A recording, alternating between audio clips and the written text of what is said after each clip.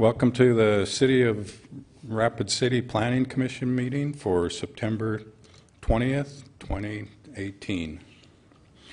If any member of the audience wishes to speak to an item on the Planning Commission agenda, there are speaker request forms on the table along the left wall.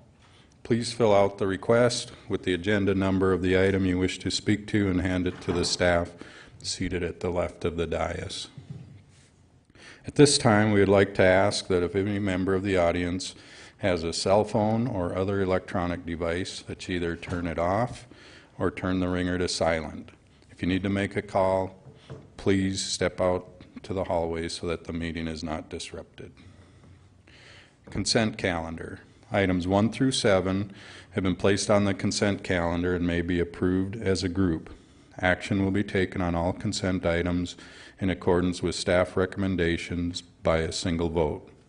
Any item may be removed from the consent calendar by any planning commissioner, staff member, or audience member for separate consideration at this time. The findings of this planning commission are recommendations to the City Council. The City Council will make the final decision. Are there any items 1 through 7 that staff would like removed from the consent calendar for separate consideration? Are there any items 1 through 7 that the Planning Commission would like to be removed from the consent calendar for separate consideration? And are there any items 1 through 7 that any audience member would like removed from the consent calendar for separate consideration? Having none, I would like to entertain a motion to approve the consent calendar, items 1 through 7, in accordance with staff recommendation. I have a motion from Mike, a second from Karen. All in favor? Any opposed?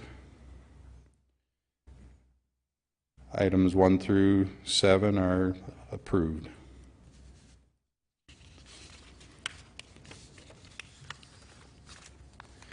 Now we'll go to the regular agenda. The public hearing on item 8 is hereby opened. I have a speaker request from Mike Derby. Oh, wait. Mr. Chair, staff would like to make a presentation first. Sorry.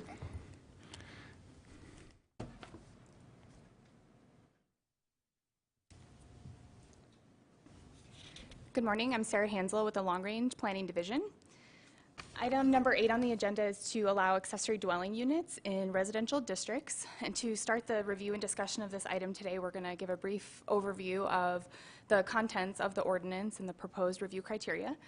This ordinance was created collaboratively among several departments within the city, so I think as we discuss this, we'll have input from current planning, long-range planning, as well as the city attorney's office and the engineering departments. I'll get started with a few slides.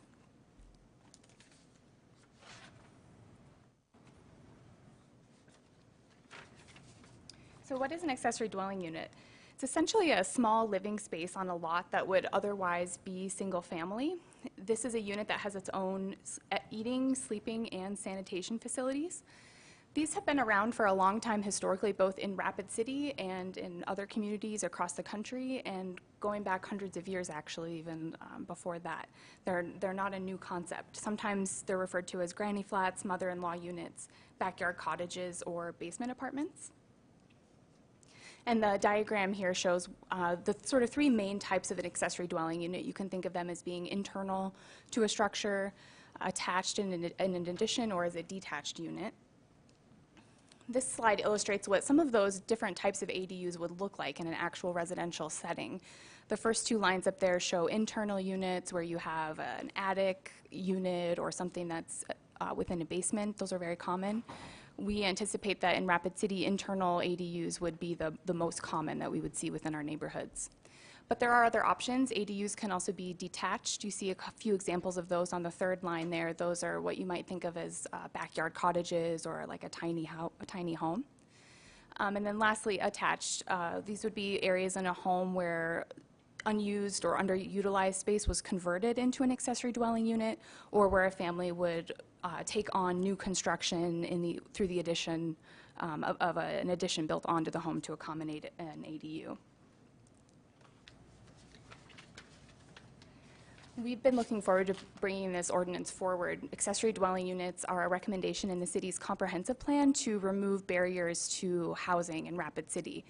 The main way that accessory dwelling units can have a positive impact on the housing market here in Rapid City is by allowing for the addition of new units and at higher densities without thinking of large apartment complexes. So we can sprinkle in units all throughout the community without having a large overall impact on any given neighborhood. And in doing that, we're able to have a positive effect on affordability overall in the market. Not saying that every single ADU will be a low-income or workforce range unit, but by adding new units in the market, we can have a positive impact on affordability overall. Because of their nature and the size and the scale, ADUs can be very appealing to a wide range of the population. Students, seasonal workers, young professionals, and extended family would all be different types of the population who might be interested in living in an accessory dwelling unit, whereas currently they're not allowed. And based on that, ADUs also have an added benefit in that they can allow for families to promote aging in place. The diagram on the right shows sort of the life cycle of how an ADU might be used by a family and how it might serve a family could change over time. For example, in the top left, you see you have the main unit occupied by a family, 2 parents, 2 children, and they're going to rent out their unit to young professionals or newlyweds. So maybe they do that for a few years, and then over time goes on, maybe grandparents start aging. And so instead of renting out that unit to someone in the community, they may actually decide to rent that out to someone in their family. A few more years go on, children are growing up, teenagers are doing what teenagers do. Maybe, grandparents have moved on, now it's time for the teenager, they can live in that space. And then several more years go by, the parents themselves can downsize, live in the accessory dwelling unit, and rent out the larger space to a family. So they can really provide a lot of flexible housing options that can be changing with the needs of the family over time. And so then that really leads into another benefit of ADUs in that they can provide an income source for homeowners too. So not necessarily affordability on just the side of the person who's renting, but also the person who's trying to make their mortgage payment each month. This can be a way for them to help offset some of those costs. This is a map showing the residential districts that are proposed to be allowed to allow ADUs. It's essentially each of the residential districts, low density 1 and 2, medium density and high density, as well as the agricultural district and the park forest district. However, in the park forest district, we have created additional review criteria, or I should say there's more limitations on the eligibility for an ADU in the Park Forest District.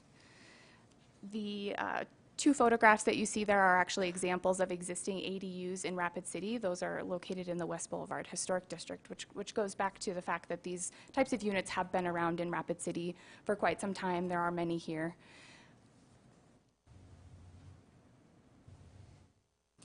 This slide goes through kind of an overview, the frequently asked questions and some of the concerns or main elements of the ordinance that we just want to go through briefly. The first question really has to do with occupancy of the ADU, and we have created a requirement in this ordinance that the ADU would be owner occupied. And that can really address some of the concerns we've heard from neighborhoods about wanting their neighborhood to maintain the sort of sense of ownership, continuity. Having the owner-occupied requirement can kind of help offset some of those concerns. We also want to be clear that this ordinance is not intended to be promoting units for short-term rental. So we've included a provision in the ordinance which requires that the unit be rented out for 28 days or more. The second question goes to design and how will these units fit in with the neighborhood. There's a requirement in the ordinance that says for any new unit over 500 square feet, we'll be reviewing that for compatibility with a residential setting. So we're looking for siding, we're looking for a roof pitch that's similar to the neighborhood, so that there's no negative impacts from something that feels like a industrial storage container. People were concerned that they would start seeing storage containers in their backyard, and that's really not the intent of this at all. We want these units to be residential in character and fit in really well. Alongside that, we have regulations for kind of how they can be situated on the lot, so that there's not kind of a discontinuity in how they're relating to the street and the houses around them. ADUs must be located in the front, or they may not be located in the front of the lot. They have to be to the rear. Oops. And then the the next question kind of goes to the eligibility. There are several requirements, particularly for building a new ADU, that must be met, including lot size, lot coverage, setbacks, parking. So not all units will be eligible for an ADU, so we'll be taking a look at those as far as new units and what would be allowed. Only internal ADUs are allowed on lots less than 6,500 square feet. This would be pertinent, especially in the older neighborhoods in Rapid City, where there are generally smaller lot sizes. So in order to make sure that we're not sort of overcrowding or introducing too much density into existing neighborhoods, we are taking a look at those factors. And then how will they be regulated? We're recommending a permitting process where an individual or a family with an ADU would come to the city, provide some information in the form of site plans and floor plans, and we'll take a look at what it is that they're proposing and make sure that that use in that context does make sense. The last slide kind of goes through the difference between how we might treat an existing ADU versus a new one. You know, one of the other purposes for bringing forward this ordinance is that we're responding to something that's already happening. There are ADUs in Rapid City. ADUs as a housing option are becoming more and more popular all across the country, and so, you know, we don't want to be behind on this. We want to get ahead of it. We want to be able to see what is happening out there, and for the city to take precautions and take a look at the important criteria that must be reviewed. So provide a way for these units to be legalized, but also make sure that we're not encouraging units that don't have a place to belong there. So on the left there, you see existing ADUs. There's essentially 5 criteria which must be met. If you have an ADU today and this ordinance is adopted, in order to get a permit or register with the city, must meet the definition of ADU, have its own separate cooking, eating, and sleeping areas, must be owner-occupied, in a zoning district which allows ADUs. You can only have one ADU, and you must meet the parking requirement, which is generally 2 spaces, which are required for the primary unit. That's already on the books, and then 1 unit for the ADU. Now, for any alterations in the future that would come forward, those alterations or renovations would need to be compliant with any city codes, regulations, ordinances. So if you have a non-conforming status of some type on your ADU, you can't make that non-conforming status worse as a result of renovation in the future. Now, while there are several existing ADUs, we do anticipate and hope that new units will be brought to the market as well. And so for those, we'll be taking a much closer look at the site backs and height issues, location, lot coverage, the ADU size and the lot size, as well as those design standards, which I mentioned as well. So essentially, we're wanting to create a pathway for existing ADUs to become legalized, and then for new units, looking at those zoning criteria that need to be met to current standards. I will mention, too, that in the course of developing this ordinance over the last year or so, we've had a few opportunities to meet with neighbors. We've had an open house at the library, as well as discussions at Coffee with Planners events that we've had, and we did meet with the West Boulevard Neighborhood Association earlier in August to hear their concerns and answer questions from them and get some feedback. And wherever we've been able to incorporate feedback to address concerns, we've arrived at the ordinance we have today as a result of that input. So we're looking forward to discussing this today as a group, and we are recommending as a staff that we approve the ordinance. At this time, I will open it up for any questions or comments from other staff members or from the commission. Thanks, Sarah. I do have a light from Mike Kwasny. I guess, Sarah, if you could stay up there just for a minute. What's the difference between an ADU and, I'm sure all over town there's houses that have a basement apartment, or they've already, it sounds like it's an ADU, but how's that addressed? Does that affect those, or what would this do for that? The defining component of what makes an ADU and not just a room that you're renting out is that you have your own sanitation facilities, sleeping areas, and cooking facilities. So that would be an ADU. If you're just renting out a room in your home, that would not be an ADU. I'm actually talking more about throughout the community, there's houses that have converted a basement into an apartment, so it's considered a duplex as such in many owners' mind. How is that addressed in this? Mr. Chair, if I might. So that is a great way to clarify the difference. Many of those are duplexes, and the difference between a duplex and an ADU is that for a duplex, they potentially are both rentals. It's someone who owns the property and they live someplace else, and they're renting out both sections of the structure. With an accessory dwelling unit, this is the owner's primary residence, and they're creating a separate living facility either in their home or detached to the home, but they're required to be on the property. For those that currently live on their lots and they have rented out their basements, if they meet the conditions of parking and then come in and register them, then they would become a legal use in Rapid City.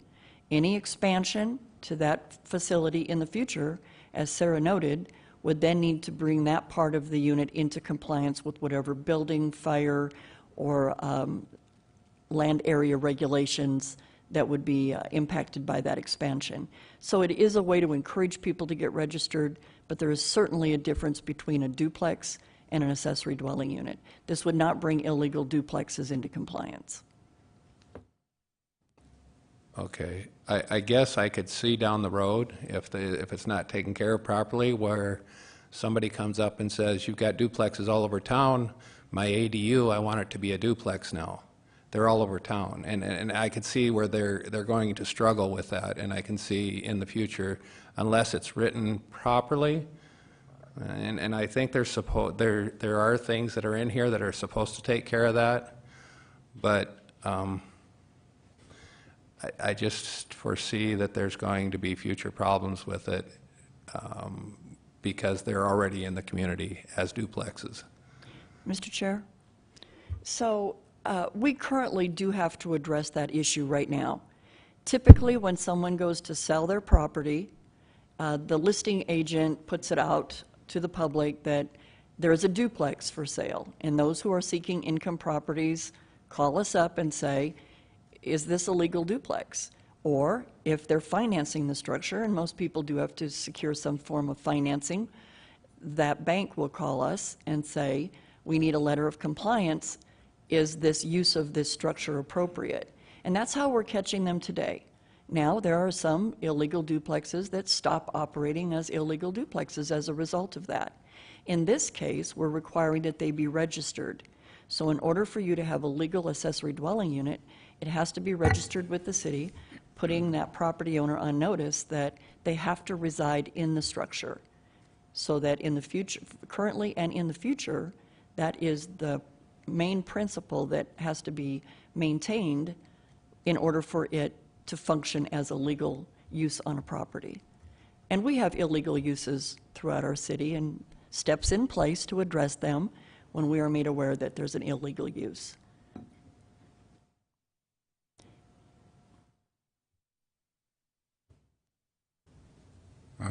Did the attorney have anything they wanted to add to that? Yes, Mr. Chair, just briefly.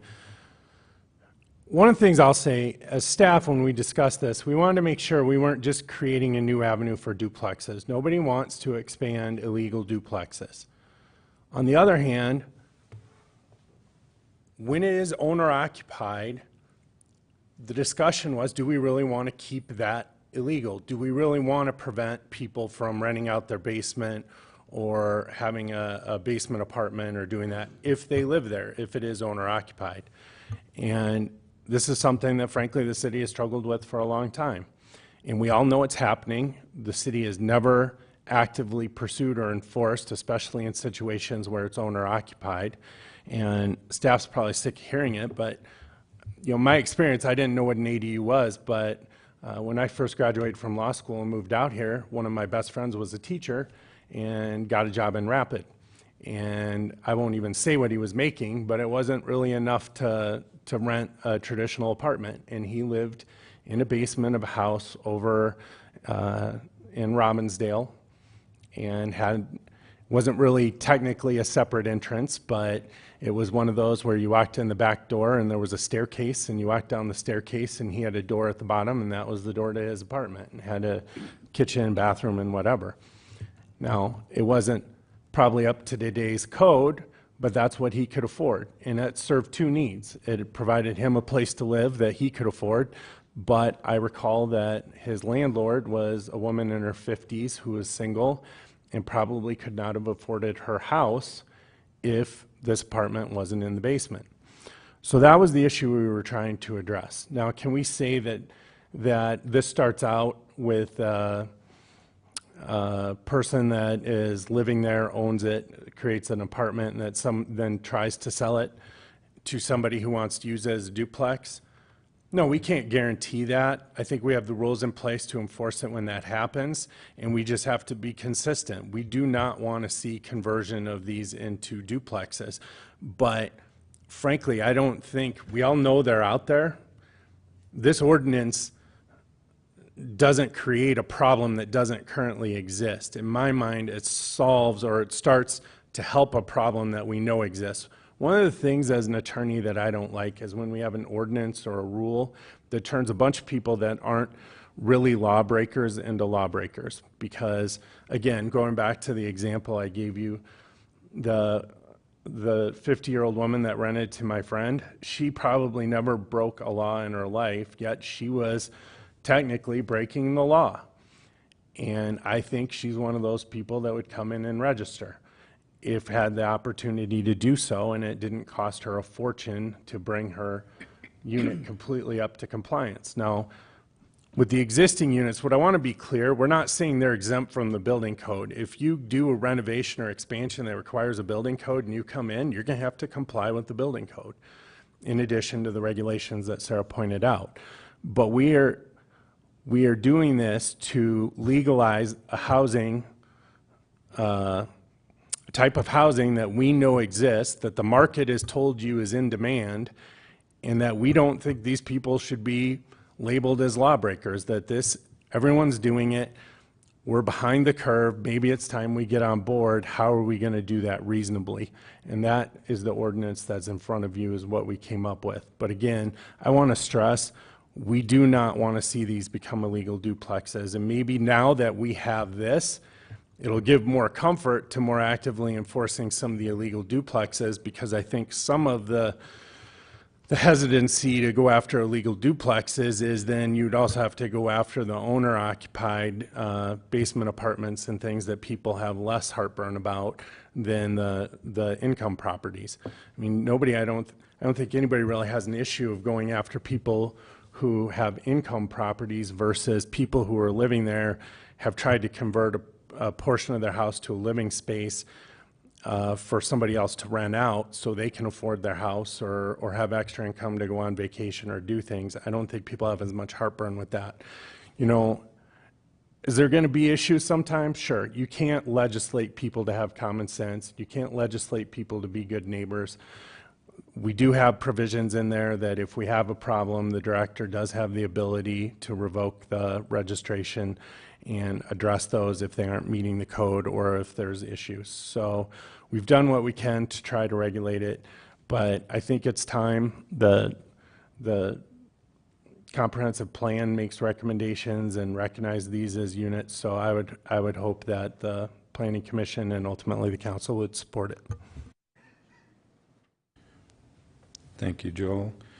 I have a speaker request from Rachel. I have a question for staff and then a couple comments. So, you said that, excuse me, that these require, your own sanitation, eating, and sleeping facilities. Do they require a separate controlled access? Like a door to the outside that you can lock?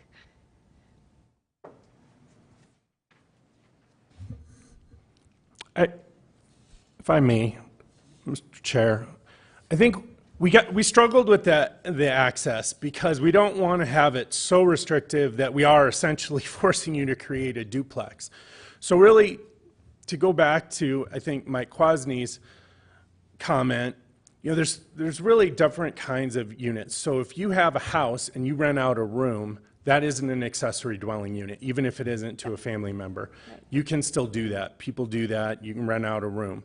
But because it's a shared kitchen, shared bathroom, shared entrance, that's not an accessory dwelling unit. To be an accessory dwelling unit, it has to be a separate unit. Part of that, I think there is a provision in the ordinance that does talk about a separate entrance. And one of the things we've discussed on the staff level is how strict we're going to be on what that is. I mean, if you're having to go through the primary dwelling unit to get out, okay, then it's probably not an accessory dwelling unit.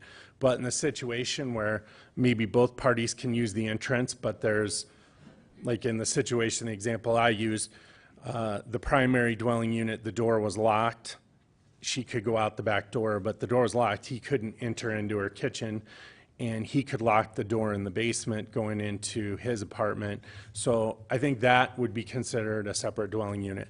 And that's one of the things that I think staff in implementation, if this is adopted, is going to have to work out. What is a separate entrance? But we're not going to make somebody construct a separate entrance that's necessarily wholly required. But if you're going through the primary dwelling unit, that might be an issue. It wouldn't meet the definition then of an accessory dwelling unit. Okay, so if they're going through the residence, then it's kind of like a roommate situation. It's not, you don't even need this per se. Okay, Correct. thank you. If that satisfies your side. Okay, cool. And then I just wanted to just point out a couple things that I really like about this ordinance. I really like that you put a provision in there stating that there's a minimum stay of 28 days. Because this is trying to address the affordable housing situation. And even though I love, short-term rentals when I travel, I love places like Airbnb, I use them every time I travel.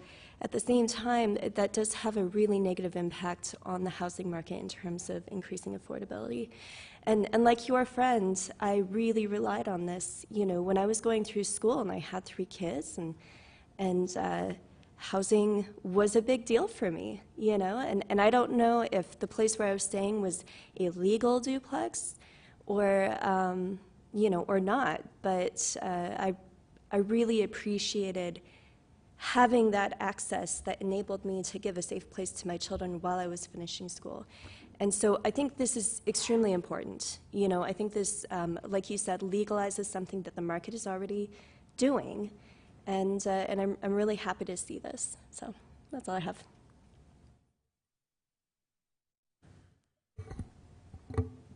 John. Are these going to be inspected prior? And who, are they going to be required to carry liability insurance for the tenant there, which is basically a tenant, I guess? And how do you control how long these people stay there? Let's say they sign up for 28 days and they leave after 2 weeks. What happens then?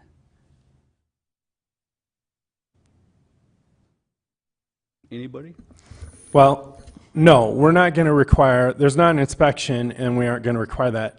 One of the comments that one of the staff members made that I think resonated with me is, why should we regulate these more than we're regulating income-generating rental properties? I think if we're going to look at doing inspections and requiring insurance and all of this, maybe we should start with income-producing, actual non-owner occupied apartments, things like that. We don't regulate those, so why would we do that with these? The simple answer to your question on if somebody leaves early is we aren't going to know, and we probably aren't going to do anything. However, if somebody uses this as an avenue for, say, an Airbnb, I mean, it's not going to work. If they come in and register as a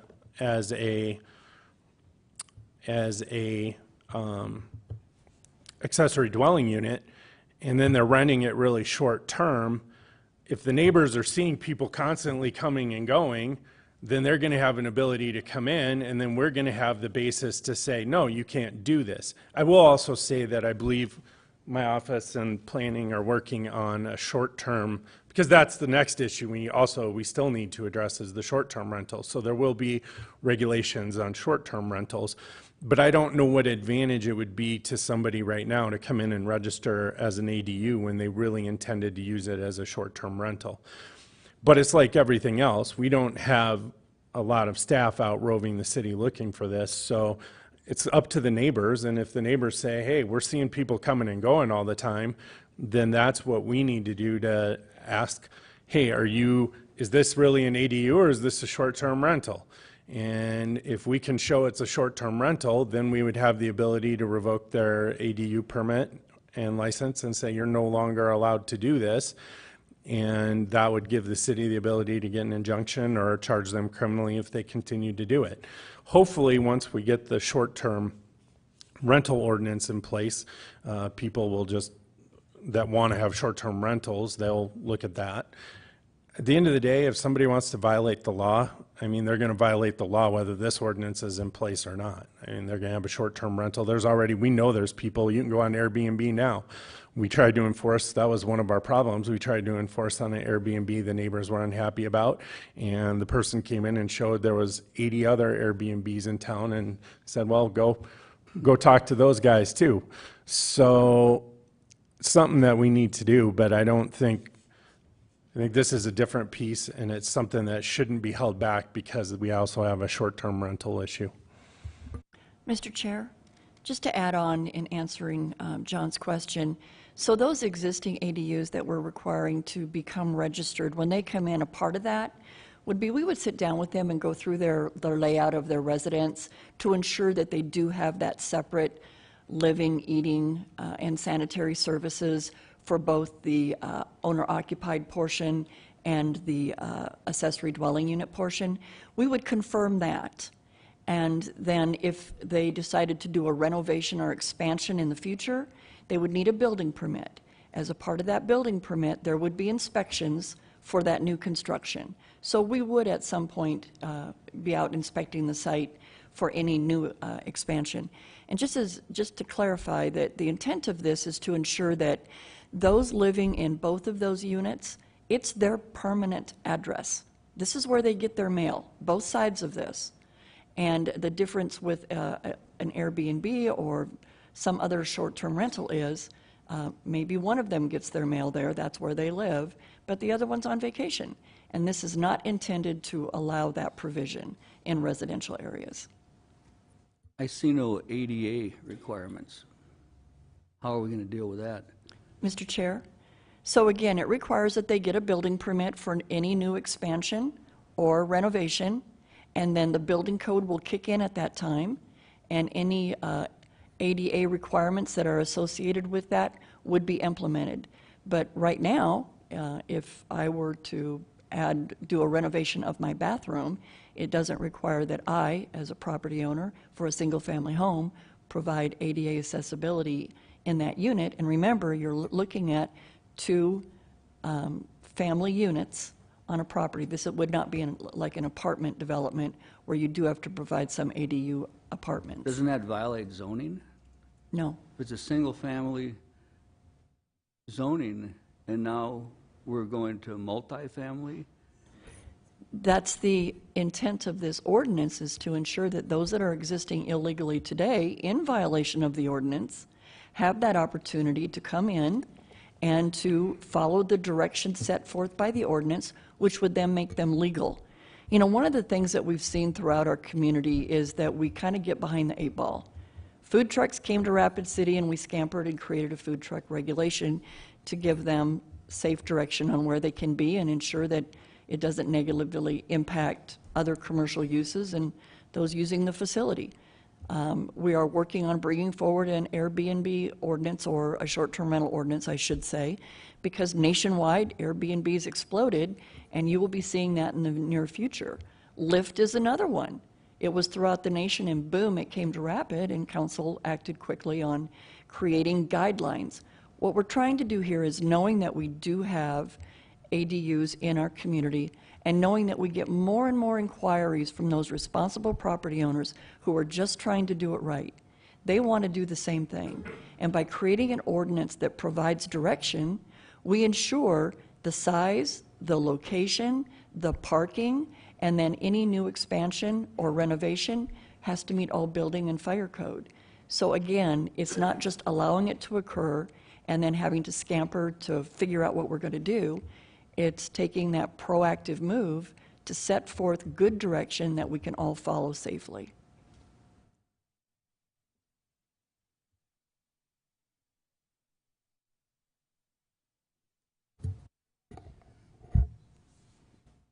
Karen. Thank you, Mr. Chair. I have a few questions in the ordinance itself, if you don't mind. Okay. On page 4, under D, it talks about the accessory dwelling units meeting an ordinance. This would be in the Park Forest District, and it says may be allowed only as part of a single-family dwelling structure. Is that to take into account if you have 10 acres and you have, it's got to be within the vicinity of the house, or what does that mean? With the Park Forest District generally being larger lots, lots with beautiful views of the Black Hills, generally larger homes, what we're trying to do is make sure that any increased density in those districts are accommodated within an existing structure, so that we're not adding a bunch of new structures in those lots that have always been intended as lower density. So essentially allowing more people but not more buildings. Do you want to? Mr. Chair, so in other words, where you may have a detached accessory dwelling unit in the other districts, and again, the size and location is spelt out in the ordinance. In Park Forest, no detached. They would have to be internal to that existing home, either as an addition or within the existing walls. But we didn't want to have yet another residential structure in the Park Forest District. That seems to be an area of our community that bought those homes and like that park-like setting that typically we find in Park Forest districts, and we didn't want to jeopardize the character of the intent of that district, and therefore we determined that detached ADUs should not be permitted. Okay, and I understand the reasoning why you did that. I think what threw me is because it says as part of a single family, and all the other language you've used attached or detached, and so if it said attached, I would have not questioned it, I guess. It's just a language thing. Okay. The other question is, there's nothing in here that says each one has to have their own utility hookups, like gas and electric. Is that something that you should put in there? Because you've talked about it has to have cooking facilities and that kind of stuff, but it doesn't say you have to have separate hookups. So it's my understanding that when Public Works looked at this, they only want 1 meter for the utilities. And right now, if you are a single-family home and you have gas hookups for a fireplace and a cooking stove, again, it's just the one service coming in, and I can't even pretend to tell you that I know how that works through building code and fire code. But assuming that the home was constructed originally utilizing building code and fire code guidelines, and as an example, in my house, I could put one door up and I've got an ADU with a separate entrance and it would work great. I wouldn't need a building permit in order to do that. But so the intent is that we want these things to be metered as a single-family home, and then the guidelines for how those services work would have to be according to that utilities requirements. Okay. Go ahead. And I would just add, one of the issues we have with rentals is that if the landlord requires the tenant to get the utility in their name and then they leave, well, then we're stuck because the landlord comes, rents it out again, the new tenant comes in, well, we can't make them pay the previous tenant's bill. So again, realizing these are supposed to be owner occupied, we wanted 1 meter in the name of the owner occupier. So if the tenant leaves and doesn't pay them for the utilities, the owner is still responsible for the bill, so we make sure that we get paid. Plus, I think that's another mechanism we can use to ensure that the properties are owner occupied, that we can regulate that, because the utilities are going to have to be in the name by not having 2 meters. Okay, that makes good sense. The other question I have is, excuse me, under O on page 5, you've stated those units that are already there have to conform to sections B, C, D, E, J, you know. Why doesn't it have to conform to F, G, H, I, and K? For some of the zoning regulations, existing units will have a hard time meeting some of those criteria. And so the reason for that is to say, here's the basic components of what need to be met for an existing unit.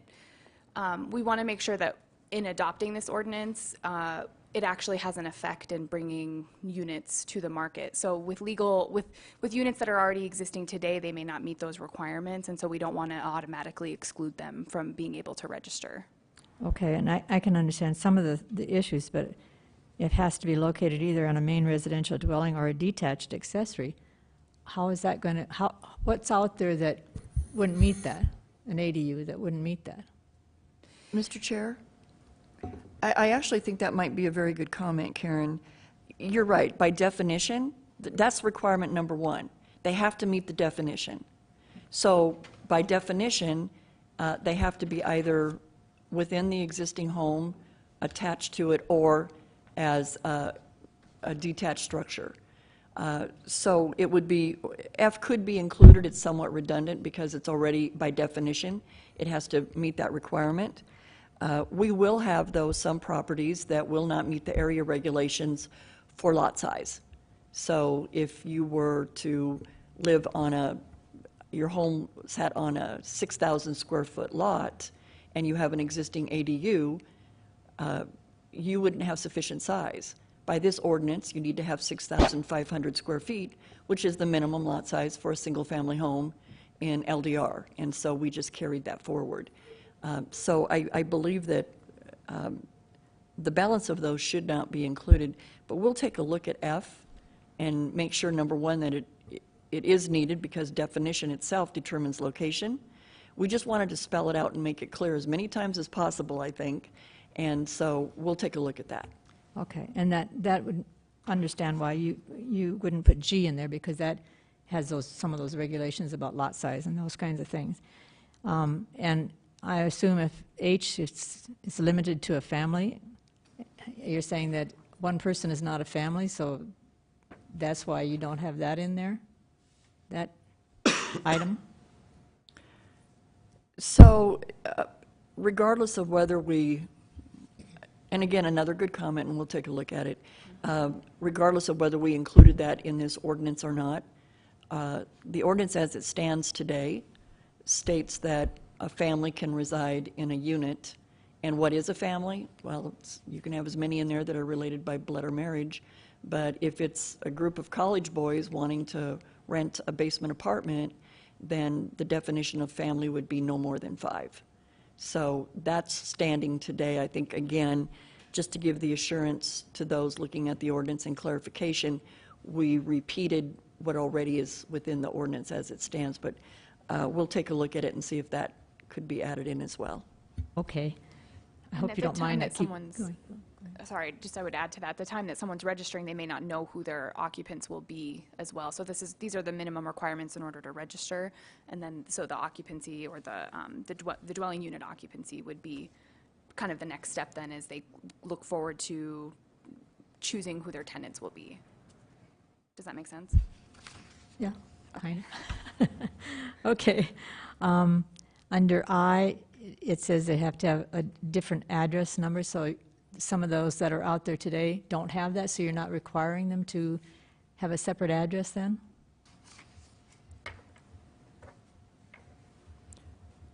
So, in reviewing this with staff as a whole,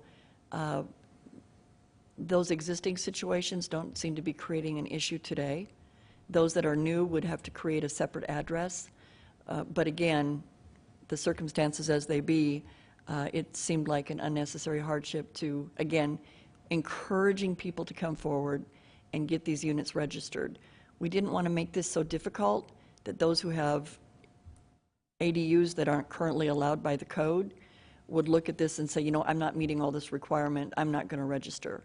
And we want to get these registered so we can lock these down and they don't convert to duplexes in the future. Okay. Then one last item on that page would be K, where it says they have to have cooking, sleeping, and sanitary facilities. And so if they don't have one of those, they can't cook, and they have cook somewhere else, that really isn't an ADU then. You're saying that's just somebody who's living in your home. So again, it goes back to the definition. That is redundant again. By definition, you have to have two separate units. They have to have separate sleeping, living, cooking, and sanitary facilities. So that they have to meet that definition. I think it's mentioned again so that everyone is very clear. We'll take a look at it, but it's already by definition that they have to meet that requirement. Because remember, for them to register, they have to meet the definition of an ADU. And what is an ADU? Right. And it's just spelled out numerous times in an effort to make sure that everyone knows that a duplex is not an ADU. Right. Okay. I just wondered why those were not included in your definition under O. So that, you know, that as long as you take a look at some of those things. Mr. Chair, I think the way that we looked at this when we were trying to determine the base level of requirements for existing apartments was determining those key factors that we felt were most important for safety and otherwise.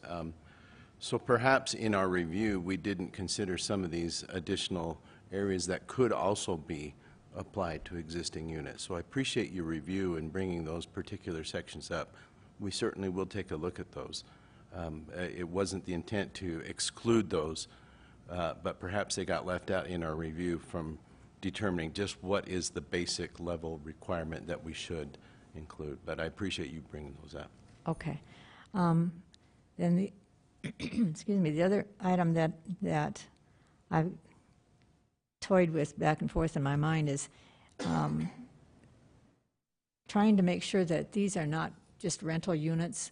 And I know in several of the meetings that have occurred that I've sat in on, there was a comment about making, say, a miscellaneous document that had to be filed that says everybody knows that this is an owner-occupied home, and in case that the owner sold the house to somebody and it ended up being just a true rental. And I know that that's come up in the comments from different places, and I don't know, I know you as staff said you would consider that and talk it over, but I haven't heard the discussion from your side as to why we aren't doing something like that.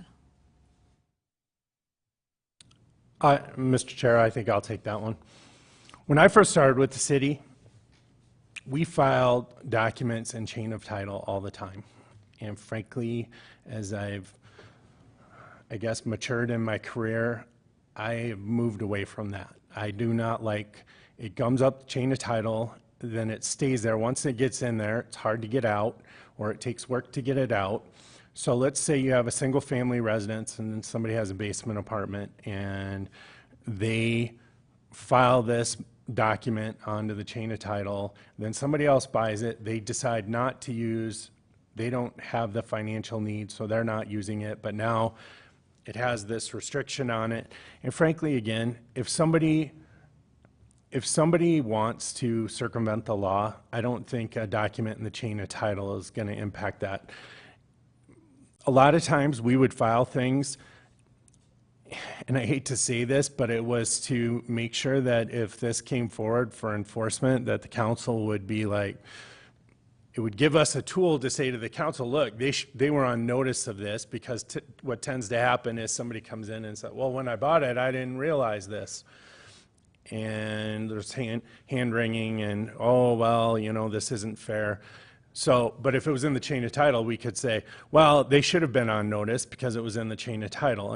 And I really don't think, well, that could be helpful in certain situations. I don't really think that's a good reason to keep filing miscellaneous documents at the courthouse all over town on properties because somebody for a period of time uses part of their house as an accessory dwelling unit. And that was something they discussed. It's something that, having watched it for 15 years, I've kind of developed a strong opinion about. I think we have the ability to enforce it without that. It just takes the fortitude to go forward. If you're a property owner and you have rentals all over town and you buy something that's an ADU and then you don't live in it and you come in, I think we should be able to say, no, I'm sorry if you misunderstood this, but this isn't allowed, and you either need to sell it or make it conform to what the rules are, and not let people get a pass on that. And I think we have the ability to do that without a miscellaneous document, and I would not support filing these all over town on houses, just so if sometime in the future somebody violates it, it's one more piece that we have to help enforce. Okay. All right. Can I talk about parking?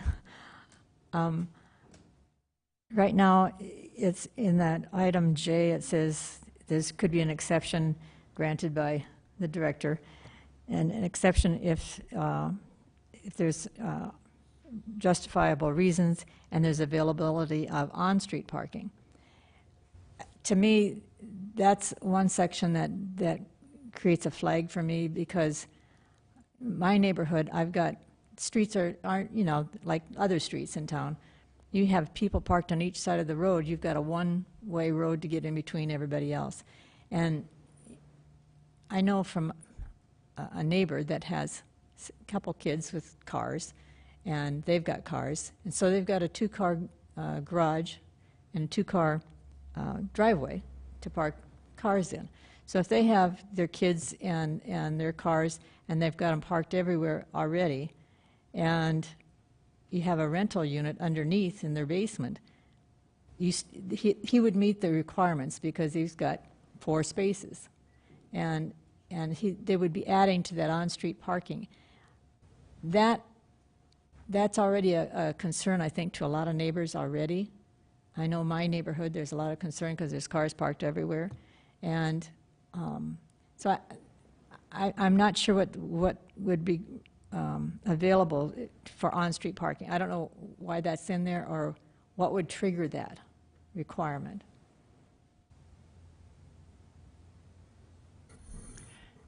Mr. Chair, so it's not required that these lots have available on-street parking, but let's say that you've got a property that has got 2 parking spaces on site, but the layout of that lot is such that maybe 2 or 3 vehicles could park in front of this lot line and not encroach into anyone else's approaches or take up parking that is otherwise needed for the neighborhood as a whole. These are things that the director has the authority to look at. If it's in a cul-de-sac, I wouldn't anticipate that those would be the ones that he would say would have sufficient parking. So there are some rather wider lots that do have 2 and 3 available on-street parking spaces in front of that individual lot, and those may be some that we'll look at. Some of your more standard narrow lots, they wouldn't provide enough parking. What it is saying is you have to come in and show 3 parking spaces. The director has the authority to grant an exception, but we wanted to ensure that it's just not haphazard how those get granted. There has to be some accountability that there is other parking available that won't impact the neighborhood. That was the intent of listing that out as something that he would look at. Okay. I understand that. I just wanted to bring that up. I think for me, I'm not real comfortable with the ordinance as it is. Not that you didn't do a good job in covering all your bases. It's not that. I think for me, it's more of the idea that there could be rentals out there. I know there's rentals every place in town. Where I lived before, where I live today, I know people are renting out their basements, and it's probably something that if they don't meet all the requirements, they're not going to come in anyway. And as neighbors, you tend not to turn people in. You just don't, because they're your neighbors. And so I don't know if that's going to solve the problem, but I do understand the necessity of having an apartment for somebody whose parents want to come home and live with them or something like that. You know, that makes good sense to me. Or having your kids live there. But to me, if it's your child, you're not going to charge them rent. You're just going to let them live there anyway, no matter what. I mean, I can't imagine you'd say, yeah, I want you to rent this basement apartment to, you know, maybe there are some that do that, but it's just a new item, a new idea that takes a while to sink in, I think, for a lot of people. And I'm just not real comfortable with it yet, but I'm listening to everybody, so thanks. Thanks, Karen. I do have a few speaker requests, but John, would you? Let me Yeah. chime in. Okay. One of the problems I have with this is by not physically looking at it, we don't know if they have egress, proper egress. We don't know if they have smoke and CO alarms. And so by blessing them with the ability to rent it out, who are going to be the deep pockets if there's an issue, if there's a fire, somebody can't get out? You know, the city has said you're okay to do this, but where's the liability? I do not think we would have any liability.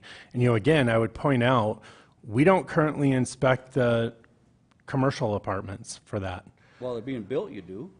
Well, being built, but, you know, that was one of the discussions. I mean, generally, if you're renting out a portion of your house as an ADU, you're doing it for financial reasons. And one of the discussions we had, if you require everybody that comes in, bring their unit, an entire property completely up to the existing code, it's going to cost thousands, if not tens of thousands of dollars. And at that point, this ordinance really just becomes an academic exercise, because then nobody is going to be able to do it or meet the requirements. So, you know, one of the struggles is, yeah, if you have a basement apartment, would it be safer if you required them to build an egress window that meets the new egress window standards, even though the house was built in the 1950s? Sure. But right now, that person could put their teenage kids down there under no requirement to do so. Now, if they come in and renovate and pull a building permit, as an ADU, they're going to have to show a bedroom, and if there's a bedroom there, they're going to have to meet that requirement. But then they are making the choice to come in and renovate and do that, and presumably have the money to renovate. But for the existing units, if you were going to tell all the existing units, you need to bring that unit completely up to code, electrical, fire, everything, you're going to basically, everyone, you're right, they're going to come in, they're going to look at it and go, okay, thanks, I'll take the paperwork, and we're never going to see them again, because they're not going to have the money to invest that, and they're just going to continue to do it illegally. So if our goal was to make this so that these are legal, then, you know, that was our consideration and why we did what we did. So, yeah, would it be safer? Sure. But it's already going on now, and frankly, to some degree, we can't protect everybody from everything. If you choose, you go in, you look at an apartment, and it doesn't have a smoke alarm or whatever, and you choose to rent it, to some degree, that's kind of on you. You've made a choice then, and there's probably a cost factor in that. It's probably not the most expensive apartment in the world. But again, going back to it, when I talked to the fire chief about this for a while, he said, I just really have a struggle telling people who have basically a single family residence who's renting out their basement that the requirements for them are more strict than somebody who's operating a commercial rental business for their units. That doesn't make sense to me. If we're going to focus on bringing people up to code and making sure that the safety fire safety and things are being met, then we should start by focusing on the commercial property managers and the people that are running properties as a business and earning income off it before we go after single-family residential owners who are trying to rent out a portion of their homes. And so that was the staff discussion, and this is where we came down on it. Mr. Chair, if I may, I'd just like to emphasize some of those points that I think are very important here. If we are going to consider at all an accessory dwelling legalization, then we need to be inclusive as possible so that we get those existing situations in compliance to a basic minimal level. If we don't allow for that, then there's no point in even doing this ordinance. We need to look at the existing situations and what is most important to bring those existing situations into a regulatory situation. We can put our heads in the sand and say, no, they're not happening. No, we're not going to let them happen. No, there's not more that are going to come. But then we're just fooling ourselves, and we're not actually being responsible as a local government in providing regulation for situations that now occur and will continue to occur. We can turn our heads and say, no, we're not going to do that, but we're not being responsible. Additionally, I think when we look at homes that are being rented now, just a single-family home with no accessory dwelling unit is being rented. We don't provide additional inspection, additional requirements for that single-family home to be rented out. How is that different than for a single-family home that has a separate dwelling unit in it that at one point could have family members living in it, that we're not concerned in providing that additional inspection or regulation because family live there, but now because they're not related, now we have an additional concern for inspection and regulation in that single-family home. So I think it's really breaking it down to what is the exact situation we're talking about here, and what should be required, and what requirements should be in place so that we can bring in and regulate the majority, if not all, of those existing situations.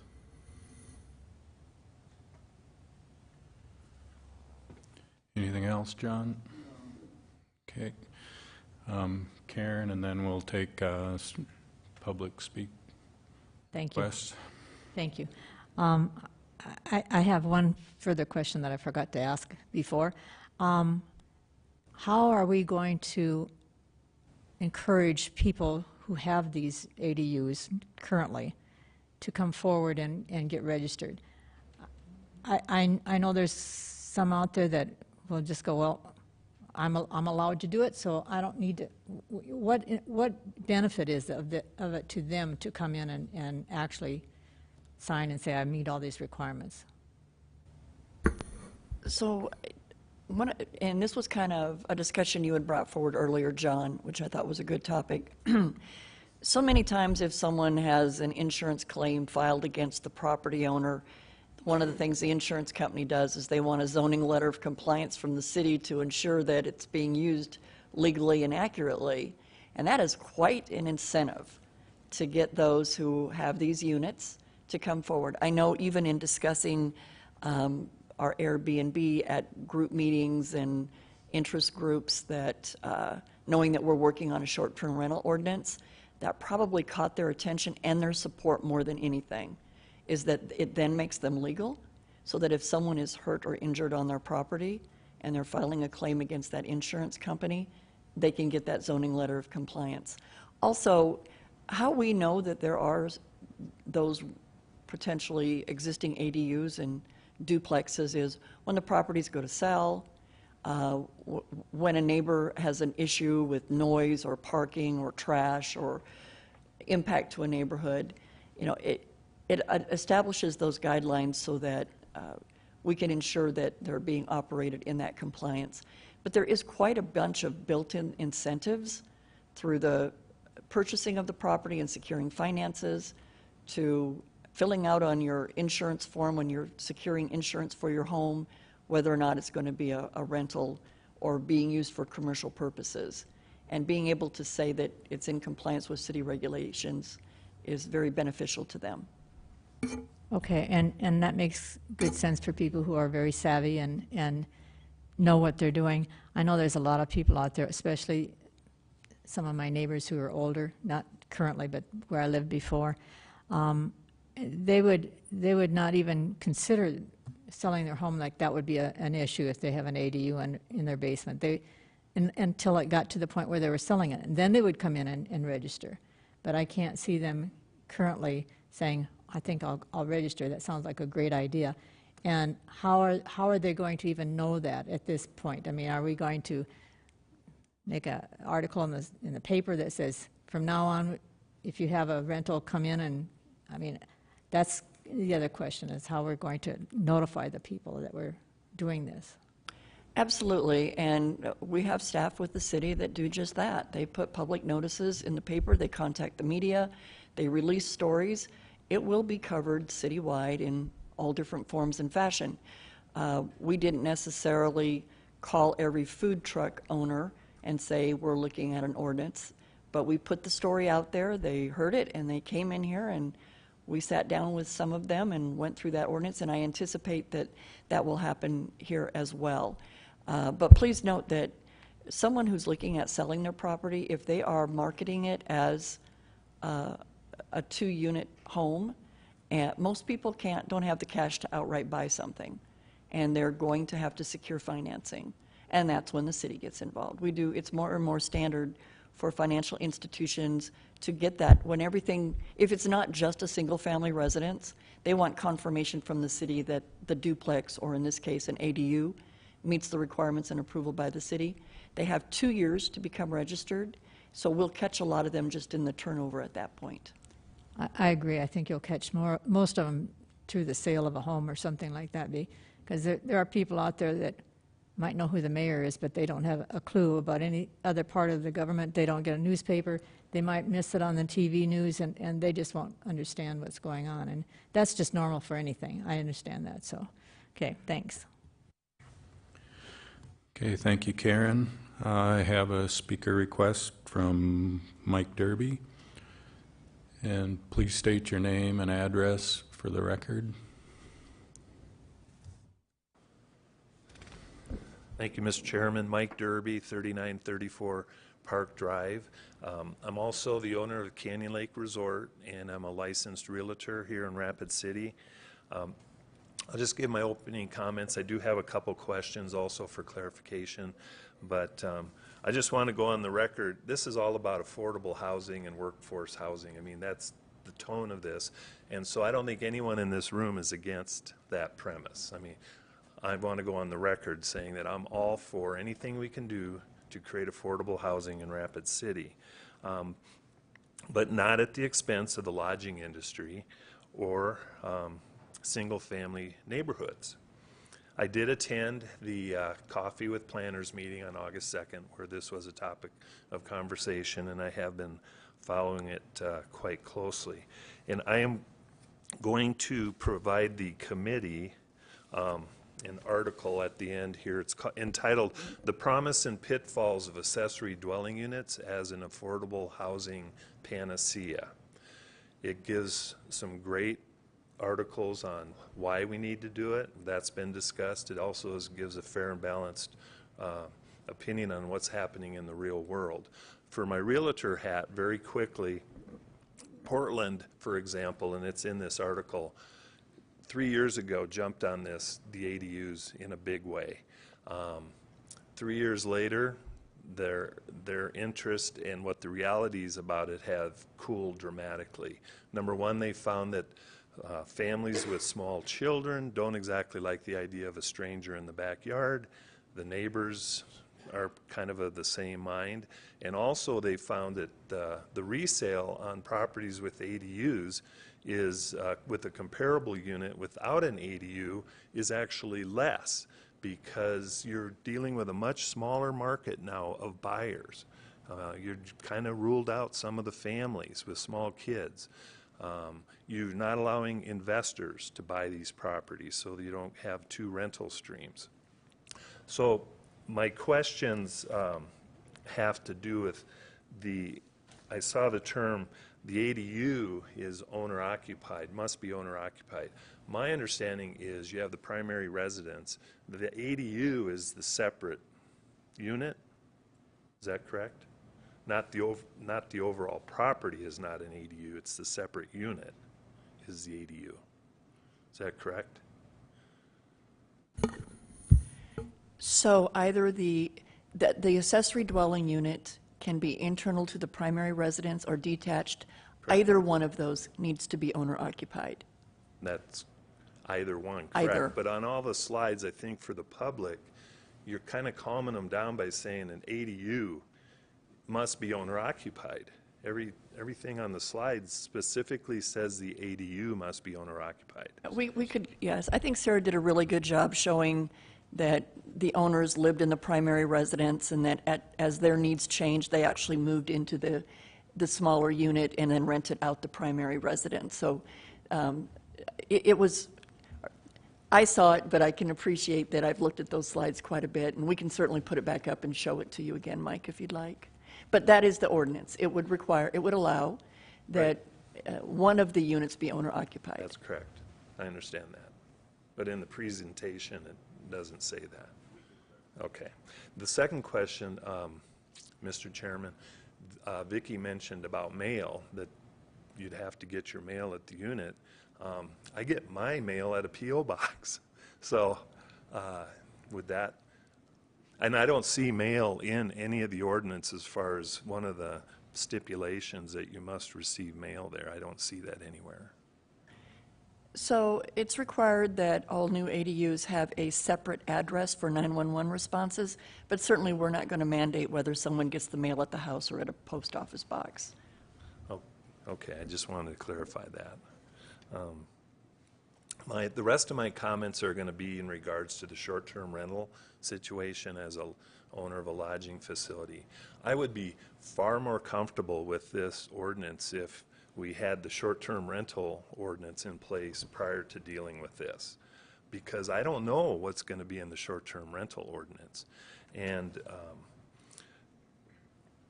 you know, right now I did a quick check on VRBO. There's 163 homes under Rapid City on VRBO, and there's 48 under Airbnb. Granted, they're not all in the city limits, I get it, but you know, I didn't have time to sort it out. But it does have a significant impact on the lodging industry. And these entities, they're not going to go away. These booking engines and booking entities, they're not going to go away. So we need to regulate, tax, and provide notification to neighbors. I'm sure that'll be in part of the short-term rental draft, but I'm just talking as I know now. What I know now is what I read. We at Cane Lake Resort, we use Airbnb and VRBO because we have properties. One is the former owner's house, and so we put that on VRBO, Airbnb. Just so you know, when you talk about life safety issues, we had to spend a considerable amount of money to sprinkle that. And there's a house right down the street, bigger and holds more people on Airbnb that doesn't have to do that. Now, we'll probably address those issues moving forward, but specifically in the ordinance, my concern has to do with the fact that it says ADUs are not intended for short-term rentals. 28 days. Getting back to Mr. Herr's comment, during the rally, what would stop a person? Now you have 12 rental units throughout the year, one a month. And I can tell you in Rapid City, there's something big probably going every month. And I can get more revenue generating something in a short-term basis for a week or 2 weeks than you would renting it out on a monthly basis for 6 months. That's just the economics. That's how it works. So my concern is that the 28 days is not long enough. And since I don't have a short-term rental ordinance in place to back me up, I'm just concerned about the fact that that's too short of a period. During the rally, they're going to rent it out for 2 weeks, 10 days, and you'll make your $4,000 or $5,000, you know? Why rent it out the rest? You know, then they leave. Then Central States Fair comes, and then so on and so forth. So that's my biggest issue is in regards to the amount of time.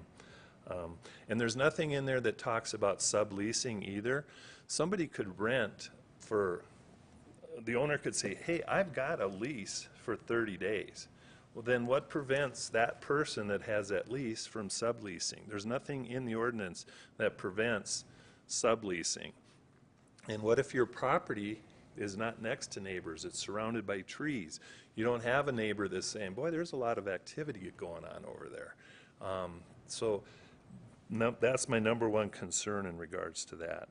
And my final comment is, you know, you refer to, in the ordinance, the dwelling unit occupancy, and then it refers to the definition of a family unit, and it refers you to another part of the ordinance. And I learned the hard way when I was in the legislature. You always read that other referral. You know, what does that definition mean? And so I did read it.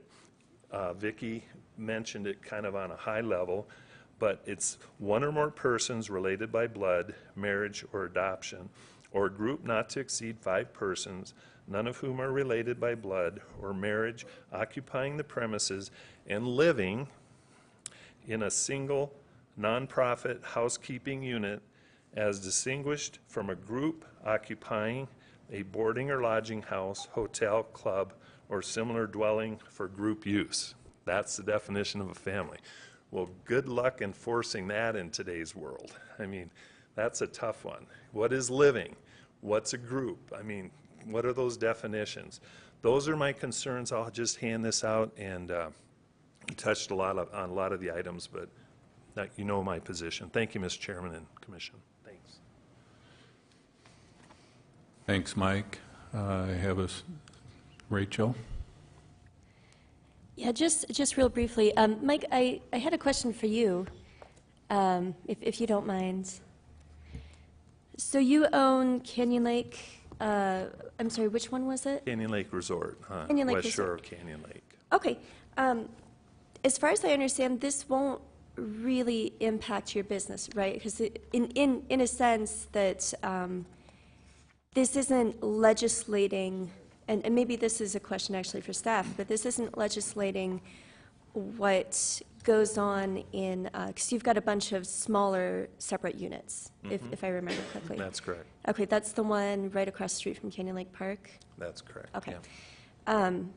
So I just kind of wanted to clear that this isn't going to create some sort of issue with, you know, places like Canyon Lake Cottages, or Canyon Lake Resort and Canyon Lake Cottages and places like that, which are already pre-existing, and they're kind of operating as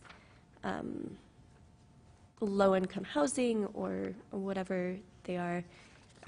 Those are currently covered as like hotels? Is that correct? Mr. Chair, so I believe that Mike's comments were lending themselves to ensuring that an accessory dwelling unit would not compete with the rental opportunities that he has. And certainly, the accessory dwelling unit ordinance would not allow for the same kind of commercial, temporary housing that Mike offers tourists and others that come to our community. He also indicated that, you know, people come for the rally and then maybe they stay for the Central States Fair. And Joel and or Carla can discuss with you the state law that says for 14 calendar days a year, anyone can rent their residence on commercial purposes, but no more than 14 calendar days a year. And I don't know if that was created because of the rally, but it certainly covers the rally. Or if we had to do code enforcement during the rally, we would be very, very busy. The balance of that, the intent is that this be their permanent residences, both the owner occupancy side of it and the renter's side of it. 28 days is the shortest month of the year, and so I guess we could change that to it has to be a monthly rental, and no different than as Ken's arguments earlier that we are abiding by the same rules and enforcement that we would if someone were to buy a home and rent it out. You know, it has to be rented to a family on a monthly basis to be a legal use in our residential zoning districts. If someone were to sublease it, that's really an issue between the landlord and the renter. I don't know of any landlord in town that would allow a renter to sublease it out without someone taking over that lease. And so certainly that's not a perceived or acknowledged concern that they would somehow backdoor those into short-term rentals. And if they are being used as temporary housing for those that are traveling through our community, and we become aware of them, we have the tools in the toolbox to ensure that that's not allowed to continue, and those would meet the definition of short-term rentals. And in the very near future, you will be seeing an ordinance specific to that. Okay, I just wanted to make sure that this was, and I understand it's impacting your business, and why would you be here if it wasn't? But I just wanted to make sure that it wasn't actually directly legislating businesses such as that. And I look forward to seeing the short-term rental ordinance. But yeah, okay, thank you. Thank you, Rachel. I have another speaker request form from Pat Roseland. And Pat, if you could state your name and address and who you're speaking for the record. Good morning, Pat Roseland. I'm president of the West Boulevard Neighborhood Association. I can't say I'm speaking for all our members, but I'm speaking for our mission statement with the West Boulevard Historic District. Our mission statement basically is protect the residential character, historic integrity of the historic district, and protect it from commercial encroachments, which we've been doing for 42 years, and I think succeeding fairly well. Your initial purpose and intent of this, it states, the purpose is to protect residential character of Rapid City neighborhoods. Well, I don't see that really protecting the historic district. When you got possibility of garages being turned into accessory dwelling units. Right now, we have quite a few accessory dwelling units that aren't in conformity with the city. I know a lot of them. I don't expect I cannot say that I'm going to turn my neighbors in because of their having an accessory dwelling unit without, we say, being licensed. And does that make me complicit to the crime? I'm not sure, because I'm not gonna squeal on my neighbor unless it's a problem. Parking initially seemed like parking. We were told that you need to have 2 off-street parking spots for each, for the primary home and for the accessory dwelling units. Now I see it's turned down to 1 off-street parking or off-street parking spot. I'm not sure why, because I think the 2 off-street parking requirement in the West Boulevard District would maybe help prevent some of this from happening, because the lots are smaller. I know there's a lot of alley uses that you could probably park on there, but to me this makes it easier, I think, for this type of encroachment on a neighborhood. I know the historic district is no different than any other neighborhood in Rapid City, because we all think the same. We want to protect the area we live in, and we buy our homes in the area we live in because we want to live there. And as I said before, we want to protect our children, and not saying that anybody comes into those accessory dwelling units are going to create problems, but it changes the whole integrity of the neighborhood. I've purchased 3 houses in the West Boulevard District in the last 25 years, and 2 that I have purchased were apartment buildings, 1 up, 1 down, plus I lived on the main floor. Now, the first one I bought is a 5-bedroom, 3-bath home. I changed it to a single-family home because that's what I wanted to do. I lost money on my rent, but my thought was to protect the neighborhood and to make the homes single-family homes. The one I'm living in now was an apartment building for years, and it had college students running around, and if you got a college student and each college student has their own car, what's that going to do to off-street parking? As I've said before, the streets are busy now with cars that are parked on the street, and who's going to basically turn those guys in, because they have they have a right to have a car, you got legalized, you can have one off-street parking, then you got four other, family members, I guess you want to call them, who have cars, can park on the street. And I noticed in the few years I lived there, on one street, there's two families that have kids growing up at the same time.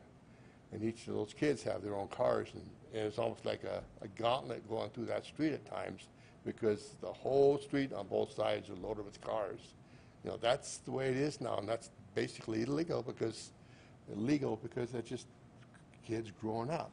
But if you have that plus accessory dwelling units with extra cars, to me, that's going to create more problems. My main thought is, my goal is to protect the neighborhood, the West Boulevard Historic District, because that's the neighborhood I live in. And I hope there are others in their neighborhoods feel the same way about theirs. We've been there for 40-some years as a historic district, and we maintained it. And we live there because a lot of people say, well, I don't want to live in an old house. But there's a lot of us who want to live in an old house because it has character and it has history behind it. My house is 102 years old, and I love it. And I have no reason not to say in other neighborhoods that are newer who have homes that are younger, who say 20 years or 30 years, they should still feel the same about their homes as I do. So my main concern is I don't know what's going to happen. That's my main concern. It's really nebulous. It's kind of in the air. I know there's 2 new Airbnbs in my neighborhood that just popped up in the last year, and I'm not sure if they're regulated or not, but that's what they're used as. And I think there's others also in the neighborhood. So my concern is more or less not knowing what's going to happen. And my main concern is protecting the historic district and the only historic residential district in Rapid City. And I thank you for your listening to me.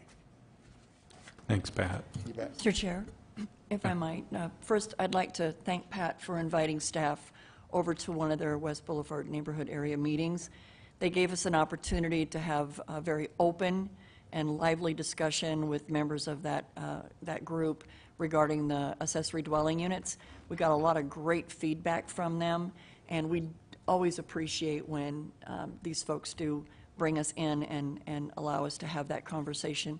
I just wanted to point out that in the ordinance as it stands before you today, there is a provision that the ADUs that would be brought into this area would have to meet all the historic preservation requirements set forth by the current code. So even though that's a given, we still wanted to mention it in the code so that we could go over that with anybody who came in and was registering or wanted to register one in the future, that is an area that does have additional review that we would need to bring to the table. Okay, thank you. Mr. I Chair. have one more speaker request from Jean Kesselhoff. And again, please state your name and address, and if you're representing anybody for the record.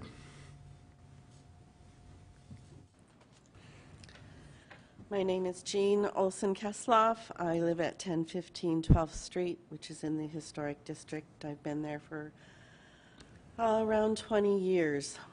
Like Patrick said, West Boulevard Neighborhood Association has been fighting for around 42 years to maintain the historic district and to turn some of these large houses back into single-family dwellings.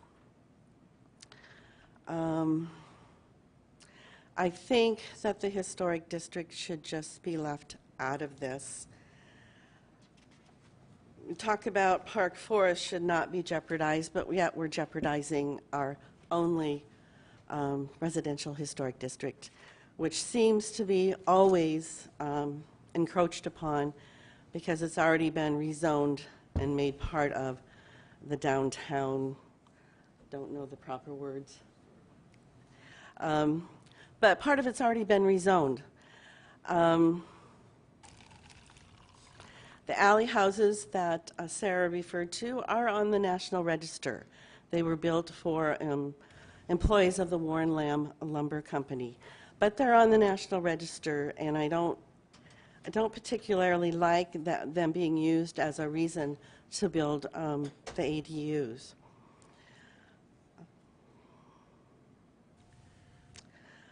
I don't also believe that you can regulate these, because right now, when a house is sold, I don't believe that you can, it will be regulated, because some realtors now don't even let the buyers know that the property they're thinking about purchasing is in a historic district. And talking about following the National Register guidelines, when a lot of times people want to put a bedroom in their basement. And of course, the egress window issue comes up, and I understand that. But these windows are being allowed to be put in the front of the historic house, which compromises the look of the house, because it's sense of place. When you drive down the historic district, you know you're in a historic district, then you've got an egress window. When those can sometimes be put on the side or the rear of the house, if possible, if it's not a danger. So that's a huge problem, I think, that we're facing right now, are the egress windows in the front, and I can only see that getting worse. Everybody else has covered basically what I wanted to say, so thank you very much. Mr. Chair. Eugene, I do not have any more speaker request forms and no... Mr. Chair, Yes. if I might, I appreciate the comments that are coming forward from the West Boulevard Historic District as well. We did have a good meeting, as Vicki said. I think one of the things that I like to think of as we bring forward this ordinance is this is partly an attempt to help protect these neighborhoods. There are some existing situations that are occurring in the West Boulevard neighborhood, as well as other neighborhoods in the community, that are unregulated, and we do not have a good opportunity to go out and enforce the regulation or to determine that they're all illegal, or to handle this situation in any proper fashion.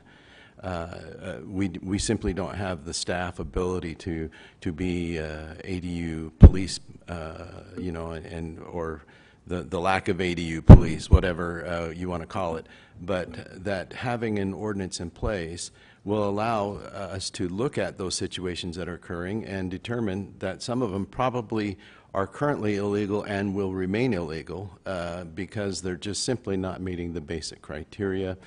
Some of them, I understand that there's more than one rental unit within a single family home in that neighborhood, and we certainly would not permit that to continue. So we don't want the proliferation of these certain illegal activities to continue.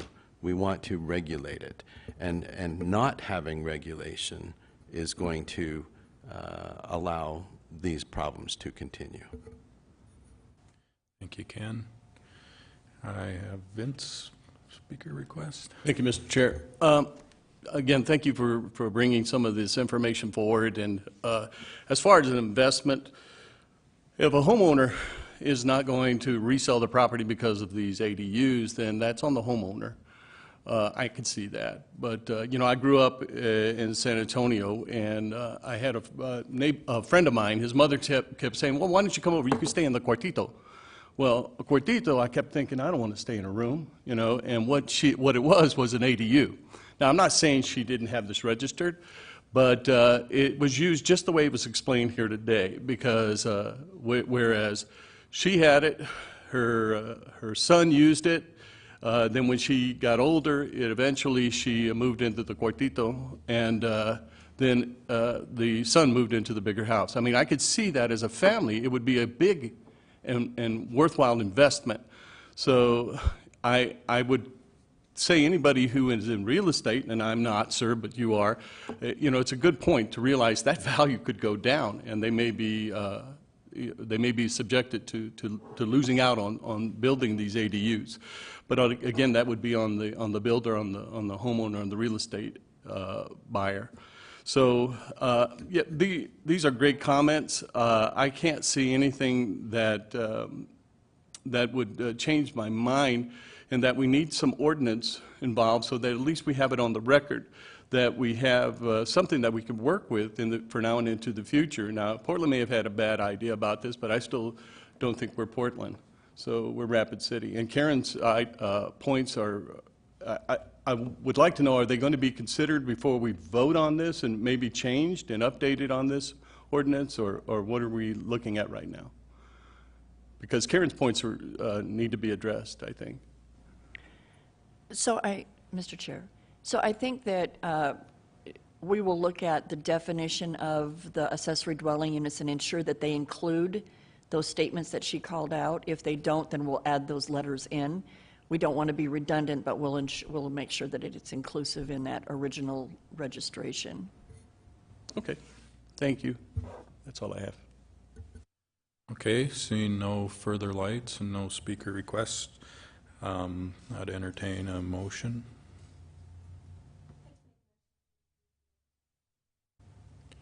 Okay. Second.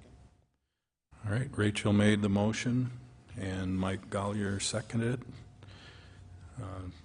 All in favor? All opposed?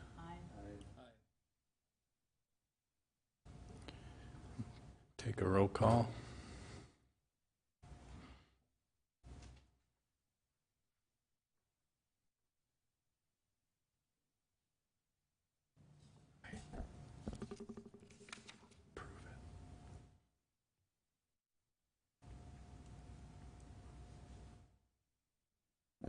Bowman?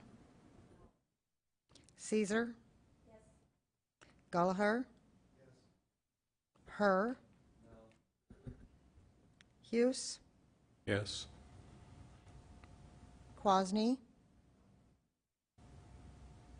Vidal? Yes.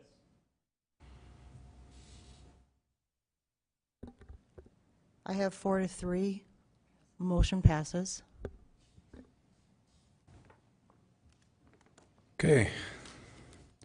Thank you for that great discussion. That's the final items on the regular agenda items. Are there any discussion items? Mr. Chair, the only item we have left on the agenda today is this is your annual election of officers. Okay. So you currently have 3 positions, president, vice president, and secretary. Currently, those positions are held by Eric, Gail, and Kurt, respectively. Your options today are to nominate those same individuals back into those positions, or think of someone else you may want to see lead the meetings. Typically, Mr. Chair, you would take nominations for the chair's position first, then vice chair, then secretary. Okay. So I'll take nominations for chair. Okay. I have a motion for Eric to remain as chair. Second. Mike Quasny. All in favor? Aye. Okay. Welcome Eric back to the chair. Where is he? And I'll take a nomination for vice chair.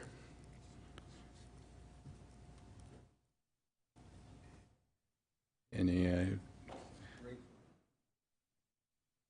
Second. Okay, I got a nomination from John for Rachel and a second from Vince. All in favor? Aye. Aye. Welcome, Rachel. And I'll take a motion for secretary.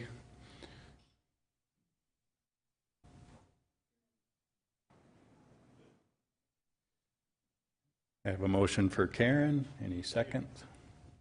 Vince, second. Okay, all in favor? Aye. Aye.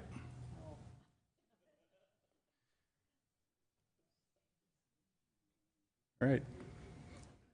So we have our slate of officers, and I guess when do they take effect? Next meeting? The start of the next meeting, and we'll notify them as to their fortunate election of position.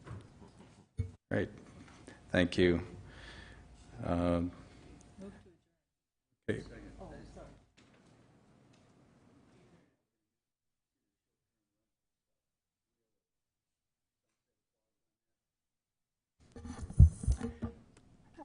We tried to do short-term rentals ordinance in 2016. Some of you were on the commission at that time. Some of you were familiar with the process. We really got a lot of disparate, different feedback from people in terms of what the level of regulation. So staff have been kind of sitting on it because we don't really have a lot of well, it's going to require a lot of work and effort, and it was a big effort last time, and it will be this time too. So we have a meeting scheduled for early next month for staff to get together and review the latest draft. And I can't make it. I don't want to make any promises because this ADU is a good example. This has had a lot of staff looking at it, and it just, we want to do our work to give you something that has a lot of thought and effort put into it, and that's the best way that we can do our jobs, to give you something that's really valuable. We know that short-term rentals are not going away. They're not going to, it's obviously something that we've talked about for years, and we don't have anything on the books. So we feel the pressure, but we also are doing what we can to get a look at it. So I'd say you should see something by the end of the year. That's what I think.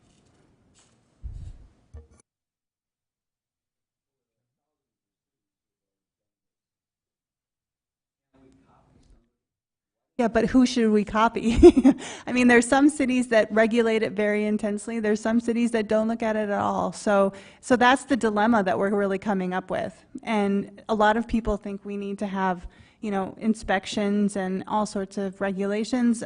Council members also said this is too much. We have lots of this going on already, and it's not creating a problem in 99% of the situations. So why would we overregulate? So that's what we're really trying to balance, and it's been difficult, and it will be difficult.